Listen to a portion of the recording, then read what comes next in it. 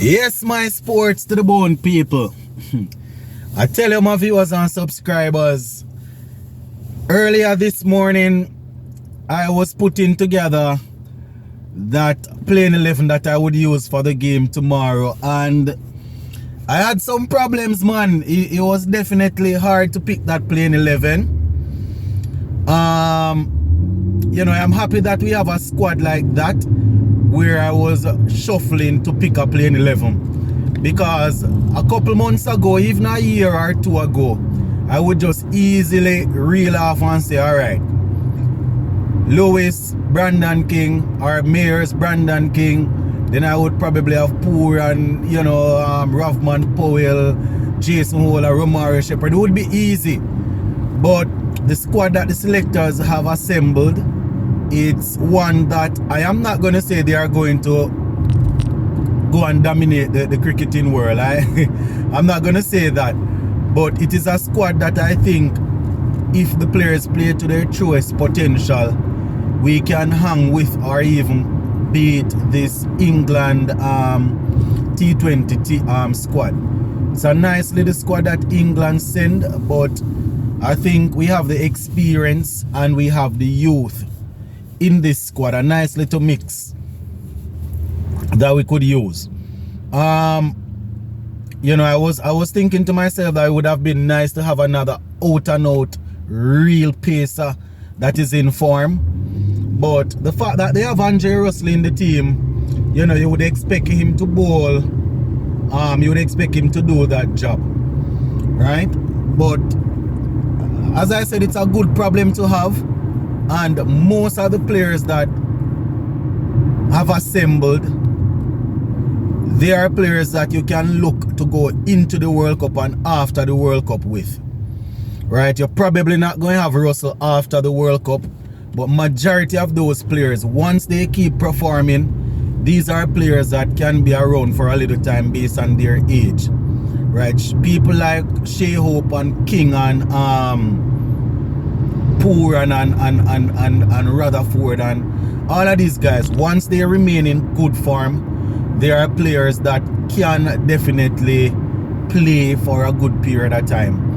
And if you look into it, we also have players coming through that you would expect to eventually get to that level, right? Matthew Nandu would have shown that he likes to hit the ball, he likes ball coming on to bat, so he's probably going to branch off into T20 cricket sooner than later, right? A lot of the guys coming through that, even if we have one or two players dropping off based on form, they will probably step up and you know, fill those slots. So it's going to be interesting. This England series here will provide for us a good test. England will be looking to play a good brand of cricket. They will be looking to play good cricket, seeing that the World Cup will be in the Caribbean alongside the US next year. So they are going to be looking to see how their players perform in the region. You understand? The English players are always coming to the Caribbean still, so they are pretty much familiar with the conditions and things like that. So, you know, I am going to be looking at all of that to see how things work out. But in terms of our squad, my viewers and subscribers, it's a squad where I think, you know, the selectors would have done a reasonably good job for the T20 side. It's not like when the ODI squad came out the other day and quite a few of us were buck shuffling and saying, you know, there are a few players that they would have selected and things like that. The only thing I see a couple of people saying where the T20 squad is concerned is, I see people asking, where is Evan Lewis? Why is Evan Lewis not in the squad? And I don't know if these people are not paying attention to what's going on where the cricket is concerned. I am a big fan of Evan Lewis, but, you know, having said that, his fitness and his performance hasn't been up to scratch recently. I was on the live last night and I was saying that a fit Evan Lewis is somebody, and a fit and informed Evan Lewis is somebody that I would definitely pick, I would work with. You understand? But based on what I have seen recently, he's not really playing that type of cricket where I can go with him. You understand?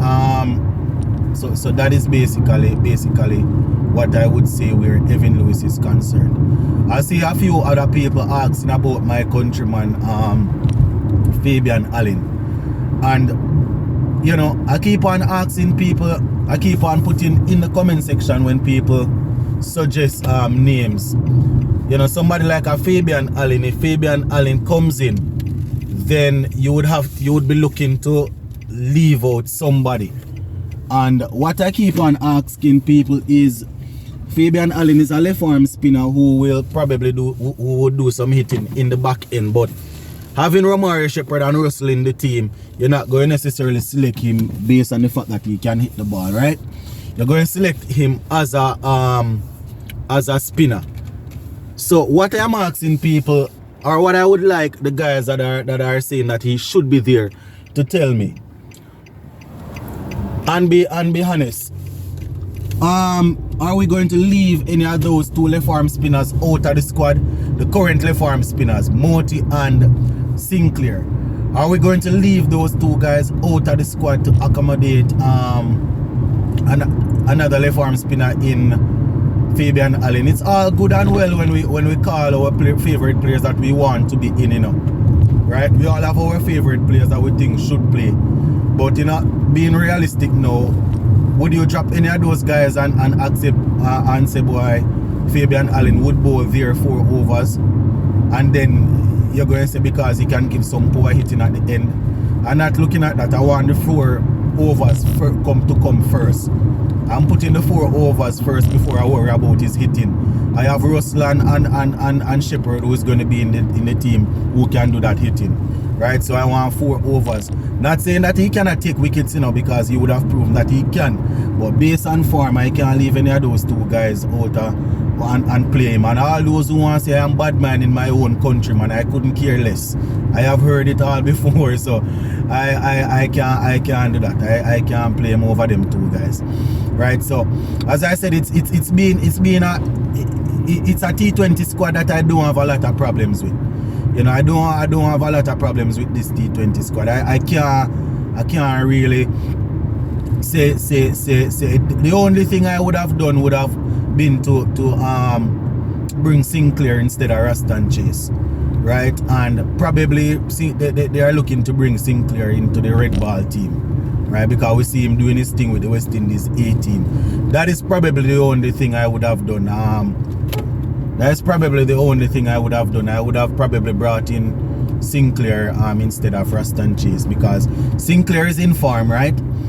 In terms of bowling, and he would only be in the squad.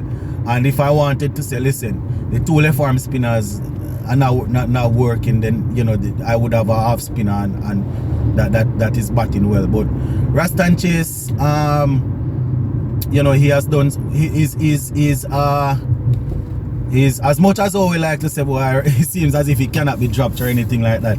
His economy is probably what is keeping him in the squad. So if they can call on him, they are going to say he will probably give a 4 overs and he will be economical. He's not going to bowl down a team, but probably that is what they're looking at. So I don't have a bag problem with the squad, my people. It's difficult it was a difficult playing 11 to select, you understand, but I don't have a bag of problem with it with the squad. So that's pretty much it for this one, my people.